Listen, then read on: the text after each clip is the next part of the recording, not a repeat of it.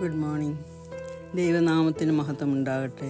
നോമ്പിൻ്റെ 40-ാം ദിവസം ദൈവത്തിൽ ശരണപ്പെട്ടുകൊണ്ട് ഈ നോമ്പുകാലത്തിലേക്ക് നാം പ്രവേശിക്കാം. ഇന്നത്തേക്ക് നിശ്ചയിച്ചിരിക്കുന്ന വേദഭാഗം സെയിൻറ്റ് ലൂക്ക് ചാപ്റ്റർ 15 വേഴ്സസ് 17-24. വിശുദ്ധ ലൂക്കോസിൻ്റെ സുവിശേഷം 15-ാം അധ്യായം 17 മുതൽ 24 വരെയുള്ള വാക്യങ്ങൾ.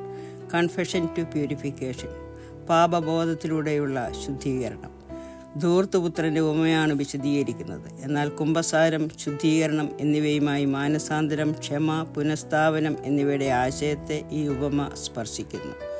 വിശുദ്ധ ലൂക്കോസിൻ്റെ സുവിശേഷം 15-ാം അധ്യായം 17 ധൂർത്തനായ മകൻ സുബോധം വന്നിട്ട്, എൻ്റെ അപ്പൻ്റെ എത്ര കൂലിക്കാർ ഭക്ഷണം കഴിച്ച് ശേഷിപ്പിച്ചിരിക്കുന്നു, ഞാൻ വിശപ്പ് കൊണ്ട് നശിച്ചു പോകുന്നു.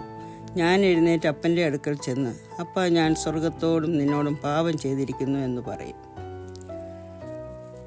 തൻ്റെ തെറ്റുകൾ മനസ്സിലാക്കി പിതാവിനോട് തൻ്റെ പാപങ്ങൾ ഏറ്റുപറയാൻ തീരുമാനിക്കുകയും പിതാവ് അവനെ സന്തോഷത്തോടും ക്ഷമയോടും ആഘോഷത്തോടു കൂടി സ്വീകരിക്കുകയും ചെയ്യുന്നു.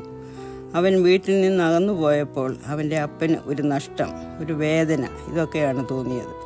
അതുപോലെ തന്നെ നമ്മളും സ്വർഗാനുഭവങ്ങളിൽ നിന്നും നഷ്ടപ്പെട്ടു പോകുമ്പോൾ ദൈവത്തിന് നമ്മളെപ്പറ്റിയുള്ള വേദനയുണ്ടാകും. അത് ദൈവസന്നിധിയിൽ നിന്നും നാം അകലുന്നത് പിതാവായ ദൈവത്തിന് ഇഷ്ടമല്ല. നഷ്ടപ്പെടുത്തി കളഞ്ഞതിനെ തിരിച്ചു പിടിക്കാൻ നമുക്ക് സാധിക്കണം. തിരികെ വന്നപ്പോൾ അപ്പനുണ്ടായ സ്നേഹവും സന്തോഷവും നാം മനസ്സിലാക്കണം. കുമ്പസാരം, വിനയം, പാപമോചനം എന്നിവയുടെ പ്രാധാന്യവും നമ്മുടെ സ്വർഗീയ പിതാവിൻ്റെ അതിരുകളില്ലാത്ത സ്നേഹവും കൃപയും നമുക്ക് കാണിച്ചു തരുന്നു.